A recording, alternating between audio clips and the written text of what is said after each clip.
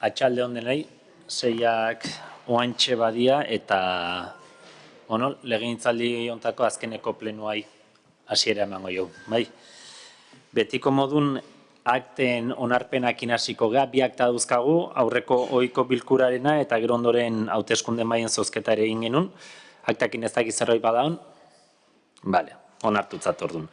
Bigarrena ere ohiko puntu bat izaten da, azkeneko plenotik honea eman ditugun dekretuen berri ematea, zerrenda pasa zaizue, dekretuen inguruan zalantzarik, galderarik, bale. Eta hirugarren puntua sartuko ga ordun, udal ondasun eta eskubideen inventarioaren eguneraketa onartzea, eta hau Isak esplikatuko dugu. Bai, kaixo, arratsaldeon. 2022ko kontabilidadea itxita dago, martxoan itxi genuen, baina oraindikan tramite batzuk egin behar ditugu. Eta hau da bat, udal inventarioa onartzea. Dakizun bezala urtero altak eta baja jasotzen dira. 2022ko urtea oso berezi izan da. Dakizun bezala Sarren egoitza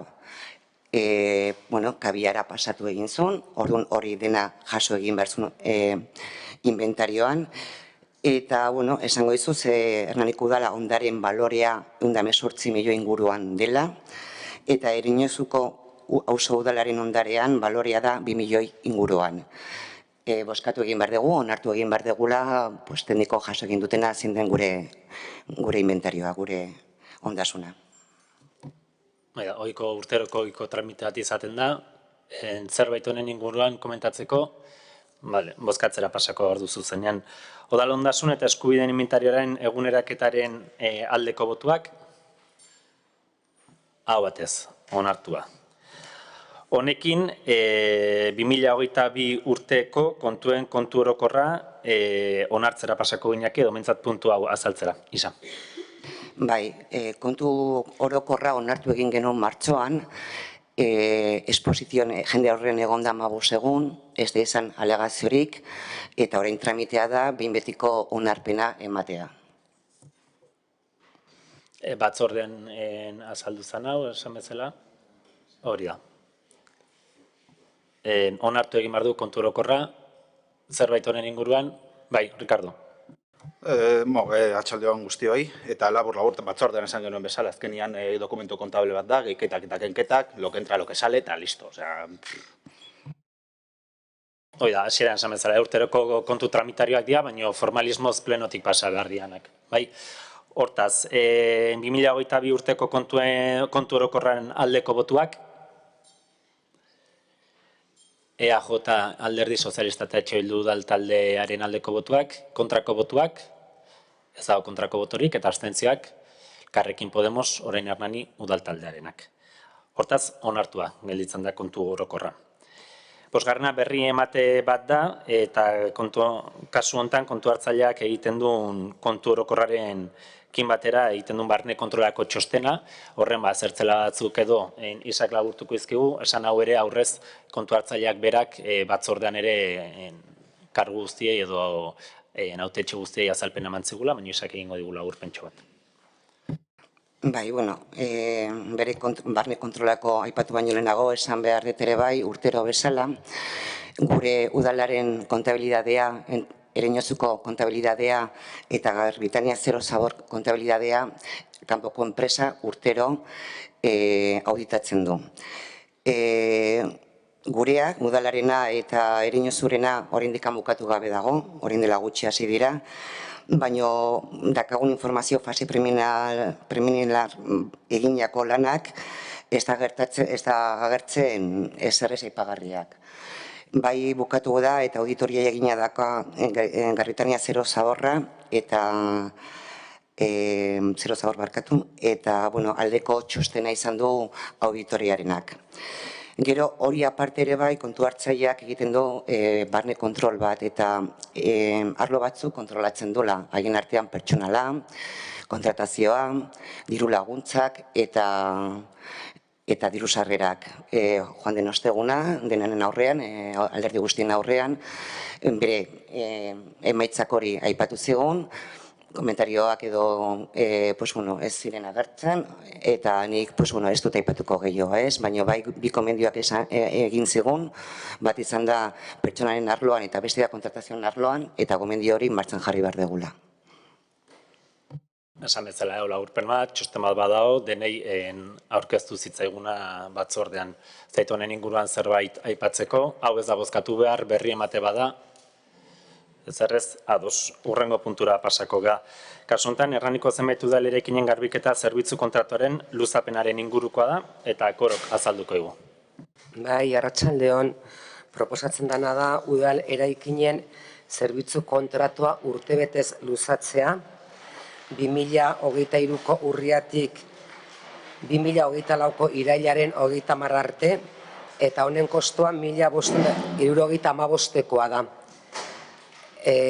Ikusten dut, oraintxe pankarta bat jarri dutela, azpi kontrataziorik ez dakit azpikaldian zer jartzen duen udal. Udal eraikinen garbitzaileek, orduan, dudik gabe, zuekin bat gatoz, guk ere hoxe nahi dugu, azpi kontrataziorik ez dugu nahi, zerbitzu hau publifikatu nahi dugu, eta hortan ibili ginean 2021an orain aipatu dudan kontratu hau berritu genunean. Ze udal gobernu talde honen asmoa, gogoa eta nahia zerbitzua publifikatzea dalako, zelako eta dalako. Eta oraindikan ere horretan jarraitzen dugu. Baina momentu hartan, eta gaur egun ez da gauzaik aldatu, legeak asko zailtzen zuen edo ezinezko egiten zuen publifikazio hori. Arrazoi diferenteak zeuden, batazan kontratu hori, zerbitzu hori publifikatu ezkero, legeak ez duenez onartzen beharrezko bezala zerbitzu hau, inpugnatzeko aukera handiak zeudelako, inpugnatzeko eta kontrako txostenak egiteko aukera handiak zeudelako. Hori bat, bigarrena zen ekonomikoki ere ez zegoelako aukera handirik eta gaur egun ere ez dagoelako egun ematen dan kostotik baino merkeago edo baldintza hobeagoetan egitea. Zer oraindikan eta gaur egun ezin dugu bermatu zeintzuk izango diran langileen soldatak eta bar datorren urtarako, eta orduan horrek ere ez zigun aukerarik ematen. Baina bereziki eta nolabait eraman gintuena ez publifikatzaren arrazoi nagusiena zen legedia aplikatu ezkero gaur egun kontratatuta zaudeten emakume guztiok, batez ere emakumeok esaten dutelako, zerbitzu honetan, segurazko kalean geldituko zinatekelako, ez dago modurik gaur egun legia aplikatuz subrogazio hori emateko. Eta publifikazioa beharko izatekelako oposizioen bidez. Orduan, horrek usten zuelako langile jendea eta bereziki gure kasuan ikusten genuen emakumezkoa zala gehiengoa, ustez gelditzen zala oso egoera txarrian. Eta orduan, arrazoi horien gatikan, etzan publifikatu. Eta gaur egun, araudi berdina jarraitzen du, eta orduan ez daukagu, nahi eta ere publifikatzeko aukerarik baldin eta esaten dut, ez baldin bada, oposizioan bidez egiten, eta gaur egun lanean zaudeten langileak, aukera izango zenuteko oposiziotaritara aurkezteko, baina ezingo genuke subrogatu. Hori zian arrazoiak eta gaur egun horiek mantentzen dira. Beraz, zerbitzua nahi baldin bada derrigortuta gaude urtebetez luzatzea. Eta hori da egiten dugun proposamena. Hoxe da. Bale, erronda irikeko dugu, ez dakit Andoni Ricardo zerbait aipatzeko, Jaionek bai, Jaione.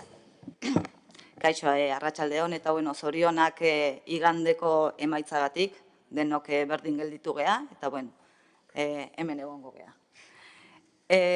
Azken 8 urteetan gure taldi politiko zerbitzu hori kanpora ateratzearen aurka egonda beti. Osoko bilkurak honetatik pasatu dan hainbat alditan aurka bozkatu dugu, eta beste hainbaitetan gobernu talde honek esan digu bere borondatea dela hori egitea, baina zaila zela, legeak ez duela baimentzen, zerbitzu nagusi eta beharrezkoa ez delako. Guri 5 minutu behar izan ditugu, 5 herri aurkitzeko ja publifikatu egin dutenak. Hau da, Huesca, Puerto Real Cadizen, Nafarroko herri txiki batek, Cabanillas. Eta hurbilago geratuko naiz, Zumaia, EH Bilduko majoria absoluta duena eta publifikatu egintzun 21. Barakaldo, hortan nahi da ere, EH Bilduk publifikatzen. Orduan, hau egiteko, era errez batian, zaila da, baino, era errez batian, enpresa publiko bat, baino ez da behar. Eta uste hemen Hernanin badaukagula, Garbitania dela. Hori dela eta, zerbitzu honen municipalizazioa zorrotzago aztertzeko eskatzen dugu. Pensamos que hay que empeñarse con firmeza, y a estas alturas de tantos años pidiendo la publificación de este servicio que consideramos básico, no caben las excusas ni los problemas. Hay que dar soluciones a esos problemas. Y si Zumaya y Barakaldo lo han podido hacer, creo que Hernani puede preguntar a ver cómo se ha llevado a cabo y empezar a moverlo, pero con rigor. Eskerrik asko. Eskerrik asko, Jaione. Pare bat kontu. Gaia bastante serioa da, 5 minutuko analisi bat plenora ekartzeko. Baitxoan, gero nahi badezue hitz emango dizuet. Gobernu talde honek esantzun eta zuei Elkarrekin Podemos udal taldeari ere bilerak desberdinak egin izan ditugu aurrekontuen negoziaketetan eta hontaz hitz egin izan dugu eta gu gala lehenengoan izango nitzake lehenengoa hor jarriko nitzakena, baina badakizue ezin degula sinatu kontrako txostenik dituzten erabaki ekonomikoak gure ondasunen kontra joan daitezkelako. Hortarako preste egongo bazinate zuek, kontrako txostenekin gauzak sinatzeko edo baimentzeko, aurrea eta aukera hori edo zuen borondate hori ere adieraziko bazegun nigute, perfecto. Bi, lanketak, beste herrien egin dian lanketak, esaten deten bezala 5 minututan interneten ikusita ezin ekarri uste analizi serioago ekarri behar diala, eta hori baino bastante serioago hartu dula gobernu talde honek zerbitzu honen publifikazioaren lanketa. Gaina ere, aipatu degulako, guk enpresa publikoa badaukagula, beste zerbitzua publifikatu genula, baina legak momentu honetan ez dula uzten, eta zerbitzu eta enpresa publiko hori izango litzaketekela, gure balizko publifikazio hortan erraminta aukera, eta horri azterketa real bat eginda.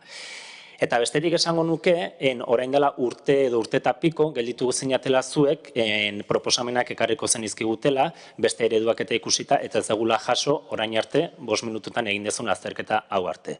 Hortaz, aipatu, gure borondatea badala, noski badala, behin eta berriz ez dago aitzakiarik, udal gobernu talde honek ez du aitzakiarik azpikontratazioak bertan bera utzi eta publifikatzeko, udal gobernu talde hau izan da, edo aurreko legegintzaldian bertan geunden kide asko zerbitzu azpikontratatuak publifikatuzuna, eta erronka badaukaguna gehiago publifikatzeko. Beraz, eskua luzatzen dizuegu eta Elkarrekin Podemos Espainiako gobernuan egonda, gonbidapena ere legean aldaketak egiteko indarra egin dezazuenan, eta hori egin ezkero, guk erresago izango degula hemen hori egiteko.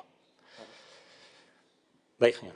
Bai, bakarrik gauzatxo bat. Hemen zenbait herritan hurbilak dagoena posible izan bada, behintzat galdetu, aber nola egin duten, eta agian modu hortan egin daiteke.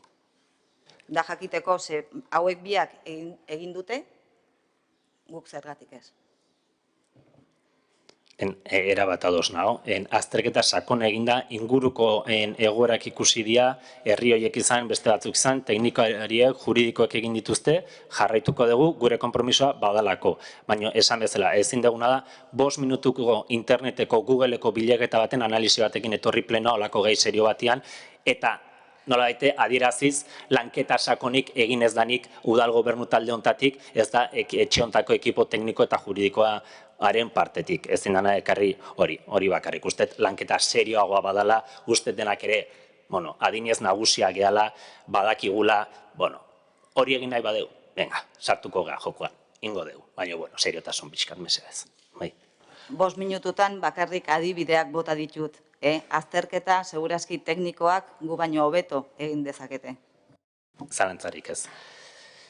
Tekniko eta juridikoak ez da nik ere. Hemen lanketa juridiko sakona eta oso potentea eskatzen dulako hilabete luzetakoa. Bai, ez dakit zuek... Barkatu, nik uste dut, baina nik uste teknikoak segurazko Hernanin 2021 hau landu eta aztertu zanean, seguro kontutan hartu zituztela beste adibide horiek ere. Kontua da, egoerak diferenteak izango diala eta leku guztien ez diala berdinak. Horren ezin dia estrapolatu leku batekoak bestera egia, adibide bezala, eta aztertu eta ikusi daitezkela. Baina ez dut uste, ala hemen ezin da eginez, beste leku batutan egin izan balin bada, eta egin da, eta hori aztertu da. Kondizioak diferenteak izango dira, baldintza diferenteak izango dira, edo dena delakoa. Baina saiatu zan. Eta aztertu zan. Eta hobe biharrez hartu zan erabakia. Eta hartu zan erabaki ere, lehen esan dut, batez ere ezkaltetzearen bertan lanean ari ziren langileak. Hor arriskua handia zegoen langile horiek kalea juteko. Eta gelditzeko kale gorrian. Oposizioaren bidez egin behar zalako zerbitzu hori eskaini. Orduan, kontu zibil behar da, zer nahi dugun eta zeintzu dian gure helburuak eta lehentasunak. Eta nik garbi daukat, nire lehenburu eta lehentasunetakoa dela, hor lanian urtiak eta urtiak, lanian namakiten emakume horiek, horiei bermatu behar zaiela lanpostua. Eta ezin balin bada surrogatu ezin delako, ni jarraituko dut, ni personalki behintzat, albalin bada jarraituko dut egoranetan. Eta inoiz bermatuko balin bada, emakume horiek behar baldintzetan eta duintasunez pasatzea zerbitzu publiko batea, orduan egingo dut, baina bitartean, aseguratuko diet lanpostua. Zutela merezi dutela eta hortarako ideala. Ez dakizuetako norbaitek hitza hartu nahi duen lehen aipatu za? Bale, mikrofonotik hitzen beharko zenukete.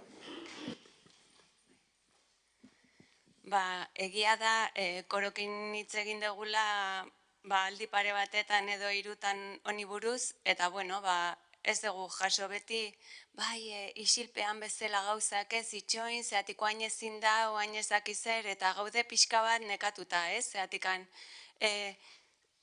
enpresa berri hau etorri da, eta geho eta okerrago gaude, ez? Egiten digute, ordu gehiago sartu, lehen ez genituenak sartzen, ez dute errespetatzen zerrenda bat, haidia jendea kanpotik etortzen, hemengo jendea kanpora uzten deitu gabe lanerako, osea, gaude pixka bat, nazkatuta ez, segun zen presa etortzen den, haren araua jarraitu behar ditugula. Eta ordun, horrez dugu ikusten, udalak egiten dula jarraipen bat, baina jarraipen bat ez bakarrik enpresarekin, baizik eta langileokin, zeati langileok dakigu nun dauden arazoak eta zea izaigun gure kalterako egiten enpresa, ez? Berdintza zaintzen edo etortzen dena, ez nahi zuzendu enpresa bati zehazki. Eta orduan, nazkatuta gaude eta ikusten dugu, Zumaian egin dute, 12 persona publifikatu dituzte, gu zer geha, tontoagoak ezin dugu azterketa bat egin, ezin dute azterketa bat egin gure zeharako, ez? Gure jakindurentzat edo ezakin nola esan, ez?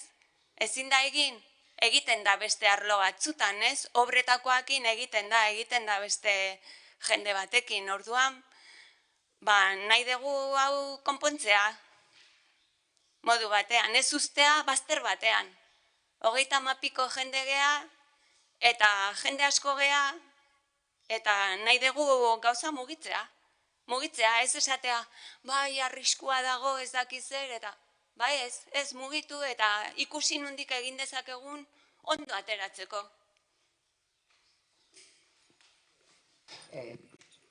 Maria, erabat ados, pozik, baina norbaitek balima daukazute, hortarako giltza, mesedez, esan desiatzen gaude denok jakiteko zein dan. Osa, guk ez dugu abesaten, Marian, ez dugu abesaten besterik gabe, hau dena azterketa bat egin zan guztionen inguruan. Eta etzun ematen, igual Zumaian ematen die, igual gutxiago dia, igual beste gora bat zegoen, baina Hernanin azterketa hori egin zan, eta gaina politikoetatik aparte teknikoak egiten dutelako. Eta etzun ematen. Ez dut esaten berriro aztertu behar ez danik, berriro saiatu behar ez danik, eta behin eta berriz iritsi arte puntu hortara. Baina egin da, egin da ez geha guk hemen zea hau dena esaten besterik gabe modu harinean, baizik eta azterketak egina daudelako. Eta hor ikusten da, guk isilpean esaten dezunean, isilpean baino gehiago, guk, hortan nahi geha, saiatzen nahi geha, eta ikusiko deunaino iristen gehan, baina ez ginean iritsi nahi genuen helburura. Hori egia da, eta hori rekonozitu behar dugu, guk nahi genuen iritsi publifikazioa, baina ez genuen lortu, ez zegoen modurik, kalterik sortu gabe. Hori izan kontua, kalterik sortu gabe. Badago modua, nahi bali madegu bihar bertan publifikatu dezakegu. Dudik ez, oain, horren ondorioak denok asumitzeko prest gaude. Batetik Xabierrek esaten zuen kontrako txostenarekin edo kalian jendeak geldituta, prest gaude horretara. Horrela balima da, jarri gaitezken jalanian publifikazioaren alde, inungo problemari gabe, biharti bertan eseri gaitezke publifikazioaren alde. Ulertzen, hori da kontua, garantiak egongo balira benetan publifikazioa, izango da onuragarria denontzat orantxe bertan firmatuko genuke. Orantxe bertan osatuko genuke maila. Kontua da ez dagoela bat ere garbi. Eta ez guk esaten dugulako, legeak esaten duelako. Hor dago gakoa. Orduan, erabaki behar da, edo bat, edo beste. Nahi dezutela martxan jarri eta denok ados gaudela? Eta ondorioak asumitzeko prest? Aurrera. Baina orduan, jakinda zentzu dian ondorioak, hori da importantea. Bai? Mikrofonoa akta jaso behar dalako. Baina guk akta jaso behar dalako. Quiero decir que lo que no se puede es echarle la culpa a Sánchez de todo, que parece que es lo que mejor se te ha dado a la hora de hablar. Que si el Carrequín Podemos que está en el gobierno, que lo mire y no sé qué. No se le puede echar la culpa a Sánchez de todo, o al Carrequín Podemos en Madrid. Hay que asumir las responsabilidades. Esto en un momento dado se privatizó y ahí es donde vinieron estas consecuencias.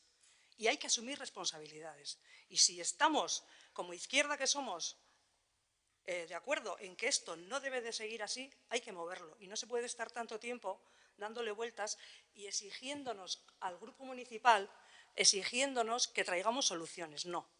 Siempre estamos con lo mismo. Cualquier cosa que planteamos, traer soluciones. No. Eso hay que solucionarlo entre todos. O sea, no es nuestra labor. En todo caso, nuestra labor será poner las líneas que tienen que ir.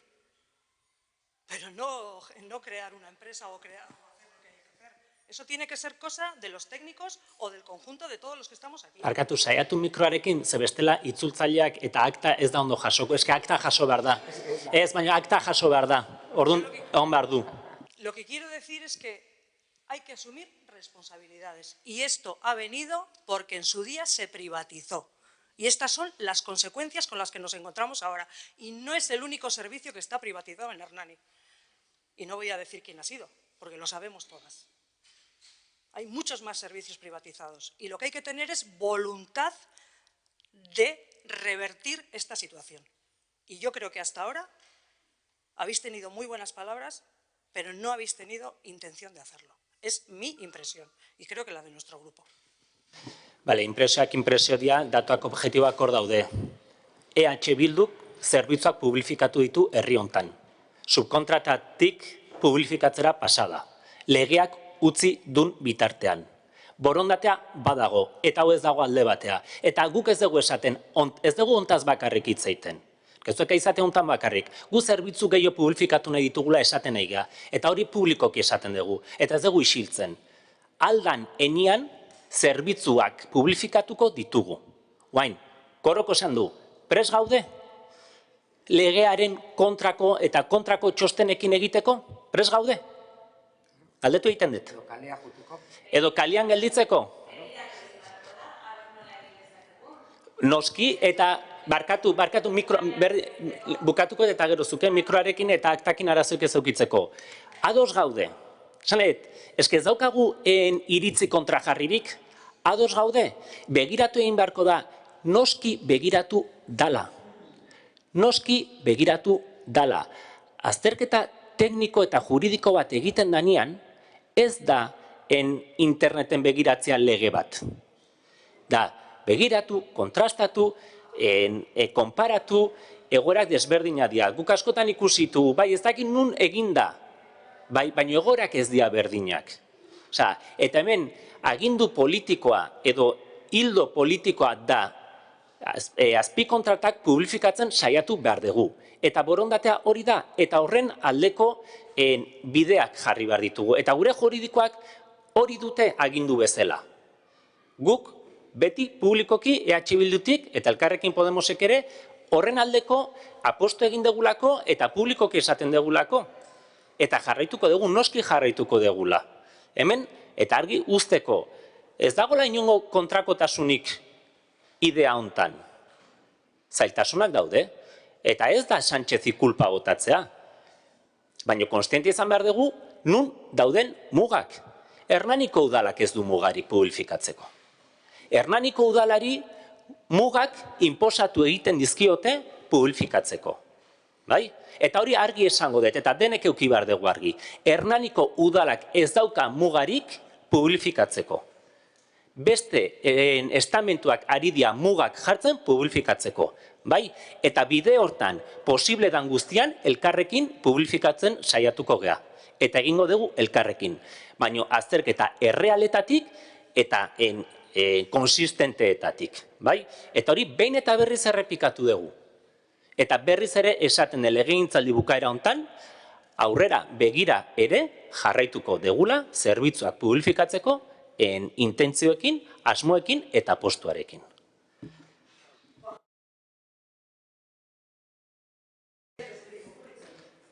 Fetxa jarrita dago, lanean hasita gaudelako. Bai? Esan dugun bezala, lanean hasita gaudelako, fetxa jarrita dago. Eta batzuk pentsatuko dute, geldi gaudela. Eta gelditu ingeala. Baina ez gaude geldik. Guk hildoa argi daukagulako. Hildoa argi daukagulako. Hildoa argi daukagu. Bai zerbitzu hontan, bai feminizatuak, oso feminizatuak daude beste zerbitzuetan, eta baita feminizatuak egon ez daitezken beste zerbitzuetan ere. Bai? Jaione eta ronda itxiko deu, Jaione, ez da itzuritzena, zu, eta itxingo deu ronda, bale? Bai, por dar un dato sobre el tema de Zumaia, sin haberlo estudiado, como dices tú, muy bien, en 5 minutos, pero aparte de mantener a las limpiadoras que estaban ya en el servicio externalizado, se han creado 12 nuevas plazas que se han municipalizado, o sea, han aumentado el número de limpiadoras. Digo yo que si la ley a este ayuntamiento le ha podido permitir hacer este tipo de movimientos, habrá que estudiarlo profundamente a ver si se puede seguir por ese mismo camino, trabajar en ello. Entonces, lo único que pido es que se siga trabajando y si tenéis chostenas, los informes, por favor, pasárnoslo a nosotras, porque a nosotros el único informe que nos pasasteis fue una hoja. Hace mucho tiempo que era la chostena de contra de que no, pero no era un estudio. Si tenéis documentación, os agradecería que nos la pasaseis. Josune. Bai, bueno, gustatuko litzaiguke kontutan hartzea, gai guztietarako. Ez bakarrik enpresakin bilerak egitea, baizik eta langileekin zeati zuek nahi edo ez nahi, langilea zuena gea, naiz eta enpresa batek ordaindu. Gu gea udaletxeko langileak. Eta hartu emana gurekin itxeiten gaude, aber noiz deitzen diguzuen, zemoz enpresa honekin, ze arazo daukazute, gaude denak itxeiten. Gu bakarrik etorri gea, zati beste jendea lanean dabil. Eta, hori, gurekin harremanetan jartzeko. Barkatu ez, zuekin esaten dezunean, zeinekin zenidakidala langileen ordezkaririk ez dago, eta ni zuetako batzukin hitz egiten dut. Zuzea langileen ordezkaria, bale, oso ondo, jakitearren.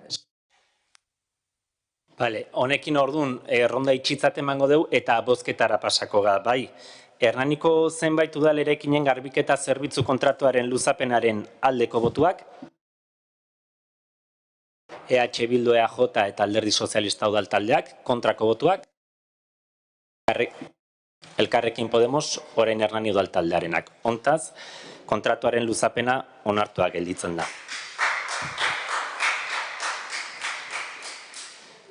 Honekin, azkeneko puntura pasako gea, eskari eta galdera puntutara, ez dakit badagon gairik, bai.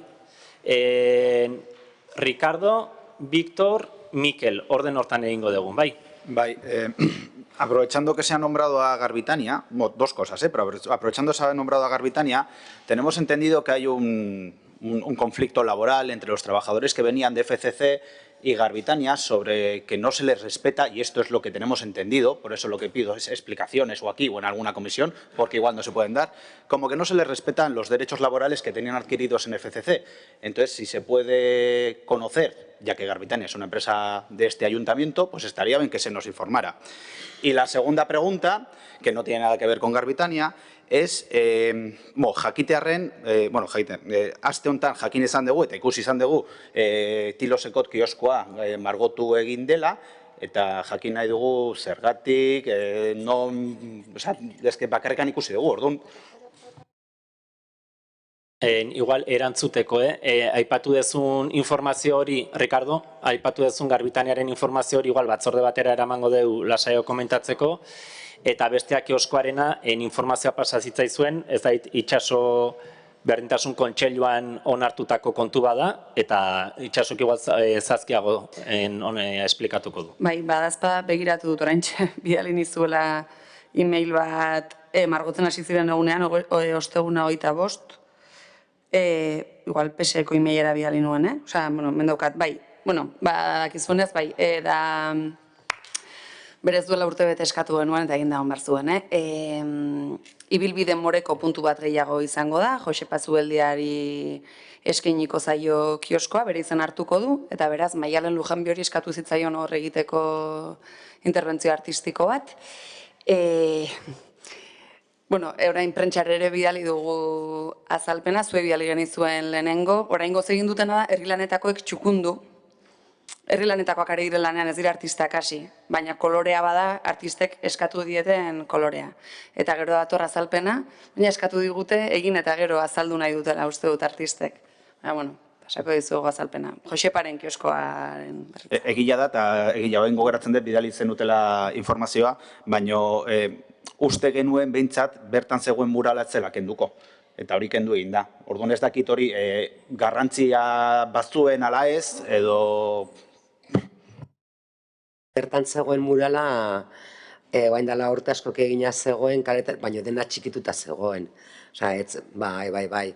Hor zegoen kolaz moduko bat, eta hori denak arrankatuta zeuden, notizia batzu zian, odora berri emate batzuk, eta denak ja hautsita, eta pintura jena juna, bai, oso kaltetuta eta gaizki zegoen, bai.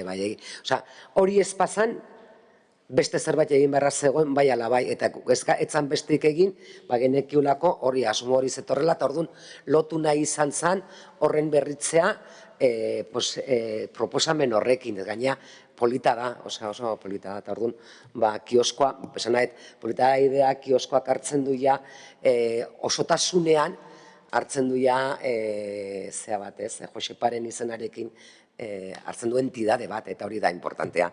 Bat egiten du, nahi. Víctor, mikrofonoa. Buenas tardes y felicidades. Tengo dos cuestiones. Una, evidentemente, lo de siempre. ¿Qué ha pasado con el PER? Usted, señor Lerchundi, en octubre nos comentó que ya estaba formado el equipo, han pasado 8 meses, y a ver si hay alguna noticia. Y una segunda intervención. Soy conocedor de que usted acudió rápidamente a la zona de Paguaga, Ereñozu, para ver los daños que se produjeron, y creo que eso es un aviso más que serio, porque por 5 kilómetros nos hemos salvado de una muy gorda y usted es testigo. Esa tromba, esa casa no lo aguanta, se lo digo y se lo advierto a todos, no lo va a aguantar. Y luego no vale declarar zona catastrófica y qué desastre. Estamos advertidos y esto no va a mejorar. Todo lo contrario, va a peor. ¿Algún día tomaremos medidas y protegeremos al vecindario? ¿O lo vamos a dejar pasar 4 años? Gracias. Ados, eskerrik asko. Jasota, Víctor. Esan bez... Bai, Mikel, zuk eskatu ez. Bai, arratsaldeon eta zorionak Xabier eta guztioi, guri guztioi ere. Ez da munduko gai garrantzitsuena, baina komentatu nahi dut. Azkeneko 4 urteetan, nahiko pintada eta pankartak eta egon dira herrian, eta nik uste gure esku dagoen alegin guziak egin behar ditugula hori ez berriro gertatzeko. Badakit gero normalean kendu iten dirala, hurrengo egunetan, baina norrik suposatzen duen gastua eta dena nik uste saiestu dezakegula denon artean. Elkarbizitzarako ez du laguntzen, naiz eta errepikatzen dut, ez da munduko gai importantena, Hernanin. Baina nik uste egin dezakegula denon artean esfortzu bat hori ez gertatu denin. Gure esku dagoen gainean, batez ere pintadak, muralak ere sartuko nituzke, baina hori beste, igual, agian ez dira pintadak, baina niretzat pintadak dira ere, baina, agian beste kategori bat izan daiteke. Hori, eskaera bat egin nahi non hurrengo 4 urtetarako batez ere. Eskerrik asko, Mikel, jasota idea. Azkeneko plenoa dela egintzaldi hontakoa, azkenekoa geldituko zaigu aktak onartzarena, baino ez da olako plenoa izaten. Batzuk jarraituko dugu, beste batzuk ez.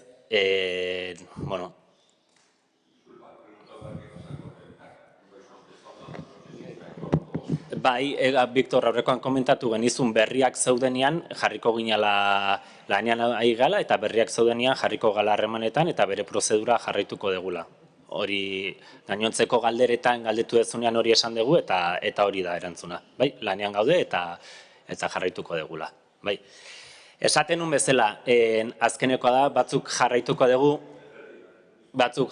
dugu, beste batzuk ez dezue jarraituko. Eskerrik asko eta agurra Jesus Mari, Felipe, Maria ez dator, ez da gaurko azkeneko plenoan egon. Ez dakit norbaitek hitza hartu nahi dezuen, zerbait esateko, Andoni bai, gainotzeko egez, egia esan gu berriz ere Lester ikusiko ga, Jesus Mari, Andoni eta bakit gure taldetik ere batek ere hartu nahi dula, Jesus Mari, zuria gaitza. Sí, gracias por este tiempo que se me ha prestado. Gracias por el trato que hemos tenido, cordial, en mi caso. Igual en otros no sé, pero en mi caso creo que todos hemos tenido un trato muy cordial. Y a ver si nos vemos en la siguiente. Vale, gracias a todos. Eskerrik asko, Jesus Mari, oso hitza politak iruditu zaizkit, bere soiltasunean, baino tratu kordialaren azpimarratzea oso importante irutza eta askotan prensan beste mezu batzuk zabaltzen dialako, eta justu gaur ere prensa hemen daunez, idea hori ere gelditzea. Baina ez diot ardura prensari jartzen, baizik eta guk politikoak askotan bialtzen ditugun mezuengatik, baina mezu hau ere importantea dela. Andoni. Bueno, simplemente despedir a los que se van. Solamente también queremos indicar que nuestros cambios de impresiones no han sido nunca personales, han sido con los cargos públicos que ocupaban las personas.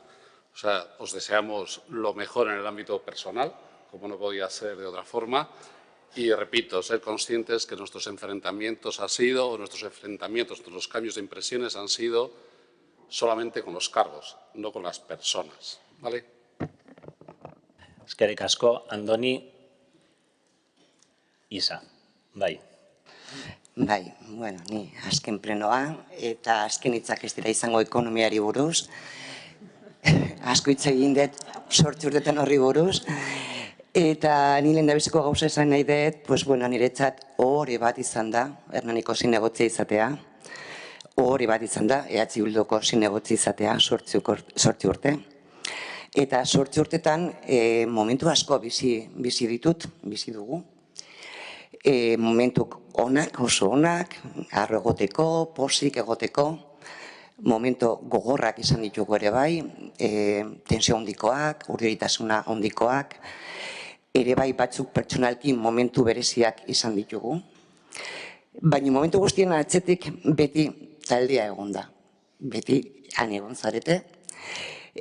Babesten, laguntzen, maitatzen, eta horregatik eskerrik asko Matxin, Patxi, Esti, Itxaso, Ane, Oier, Xabi, Koro, Estitxu eta Ales. Eta ez dunet ahaztu ere bai, eskerrak eman nahi dut, Luis, Garazi, Inar, Damian, eta nola ezetz, Araitz eta Kris. Zoragarria izareten, ni asko lagundu egin didazue, mila esker. Baina jarraituko dut eskerrak ematen ere bai, 2 minutu bat gehiago. Ere bai, nahi dut eskerrak ematea udal langileari, batez ere nire sailekoei, hasi nintzenean asko ikasi behar nitun, asko ikasi dut, asko erakutsi didate, eta horregatik, Aitor eskerrik asko, Patxi eskerrik asko. Eta, bueno, ni uste dut, igual endabizikoa egin behar nun, ez? Baina herriari eman behar dugu eskerrak, herritarrei, batez ere, beraien gatik lortu egin dugula hemen egotea, gure taldea, bere konfiantza guretaz jartzea, Bildun kasutan. Eta, bueno, bukatu nahi dut, nire familiari eskerrak ematen, nire senarrari, nire alabari, nire semeari, beti egon zarete ondoan, momentu txarretan, beti esan didazue, ama oso harro gaude zuetaz, kristonan egiten ari zarete herriangatik, horrela izan da, horrela da, baina eskerrik asko anegoteagatik. Eta guztiei, beste alderdiei, ere bai, mila esker, eta horrekin bukatzen dut. Alkate jauna, plazer bat izan da zure ekipoan egotea, eta suerte hon, zuri eta ekipo berriari, mila esker. Eskerrik asko hitza zure hitzengatik eta indako lanengatik eta estik posible balin badezu. Bueno, arrastien donari, nik idatzetan eukon esan barrekoa, baina ez nintzen gai negarrin gabe irakurtzeko. Eta orduan, erabaki eta azkeneko momentuan pixkan natural irtetzen dena esatea. Ni bebai eskerrak ematea, herritarrei, boska ematearren, baina ez bakarrik hauteskunde egunetan, baizik eta gero egunez egun kaletizoa zenean eta ez, gure buruko min guztiekin, alasai, eutzi, ondo zoazte. Horrek asko laguntzen da bela, hasi que eskerrak herritar guztiei, gero oposizioko kidei ere, askotan zuk esan duzu Andoni, gure gora bera guztiekin, eta hortako eba da, alderdi bakoitzak bere pentsamoldeak eta ditu, eta momentu zaietan eta momentu pertsonal zaietan urbildu zeatela danak ez dizen modu zaude esaten, eta hori eskertzekoa da. Eta, bueno, 8 urte hauetan bilan talde ederra behi, euste lanak indozuelako, eta badakizue, ezin dut gauza handirik esan badakizulako gauza asko, eta badakizue negarrez jarriko nazela. Eta, berdin, jarraituko gaula elkarrekin egoten, ezari libratuko inorrez oposizioa ezuek gutaz, herrigintza da, eta herrigintzan jarraituko dugulako, batzu odolean daramakulako hor eraldatzaileak izatea, eta jarraituko dugu, eta edo zertarako hemen egongo garela, eutzi, badaki, batzutan zana ez gara politikoa, baina politika ederrak iten duguz, hasi que arro egon, eta beste guztie bai, ez talako errezamen ezartzea. Bai, pauso bat ematea eta zerrenda baten jutea, ez talako erreza, eta mandako pauso hori eskertu, eta danak iten dugula, eta teknikoei base esan. Hori, seguro asko ikasi dugula, batzutan ontzenik teknikona, eta badaki zer dan politiko gogor bat eukitea gainean, batzutan, igual izan gara, noizko, gaurko, eta horrek dakarek barritu, horrek ematen daben presio guztiakin, baina, espero, 4 urtea, 8 nire kasuan, goxo gotea. Eta besteripe, familiari, ben gure alkate jaunak esan zaben, gu militatzen dugunean familiak militatzen da bela, eta hola da, gu lagunak, familiak, eta orduen, eta emakume izan da, eta ama izan da, militatzea izan dela placer bat, erreza jarri dozuela, baizuek eta bai taldea, torren zelako mentitiakin da, esne, eta danak naturaltasunez bizizan duzue, bileretara ekarriotelako nire txikia bai, eta inok ez dut inoz muga jarri, hasi que eskerrik asko, Eta jarraitu, Hernanien alde, bakoitzan bere arduratik, eta aurrera ekipo. Bale? Eskerrik asko. Eskerrik asko Esti, eta nik labur-labur ingot bukatzagatik. Legegintzaldi historiko bat izan dela esango nuke, denak bizitu deu, pandemia bat lehenengo aldiz garai hautamentzat bizitzen zana, alde batetik bestetik denei tokatu zegu gestionatzea, zaila izan da, eta aurrera atera dugu denak elkarrekin, bakoitzak bere aldetik, gure oposizioak oposizio, baino egiteko ardura izan dugu eta egin dugu, denak 21 elkarrekin. Zaila, Isak eraipatu du, batzuntzako galera handiko legegintzaldia izan da, sufritu behar izan ditugu, horregatik ere hemen jarraitu dugu, baina erresa izan da galera horiei aurreitea inguruan jendea bagenulako babesteko eta egiteko. Bai, nik jarraituko dut, asko ikasi dut, eskola bat izan da netzako, jarraituko du izaten, bozeramaileok berdino jarraituko du eskola bat izaten, esan bezala eskerrik asko, Jesus Mari, Felipe, azken 8 urtetan zure kasuan koinziditu dugu, 4 urte zure kasuan, izandako harremanengatik, benetan oso aberatsa eta esan duzun bezala oso atsegina izan dalako, eta bereziki eskerrak Estitxu, Makin, Esti, Ane eta Koro, bizitzako etapa honen parte importante bat, eta Isa, barkatu, ez zintzen ikusten. Bizitzako etapa honen parte garrantzitsu bat izan zate, 4 urte batzuk, 8 urte beste bat, guk hemen jarraituko dugu, baino kalean hor jarraituko dugula, bat edo beste elkarrekin lanian, eta hau ez dela hemen bukatu, fase bat bukatu da hemen, legegintzaldia bukatu da hemen, Laster berria hasiko dugu, eta indarrez jarraituko dugula denak berriz ere Hernani hobe baten aldeko lanian, así que eskerrik asko, eta hurrengo legegintzaldi arte. Hurrengo hilabete arte.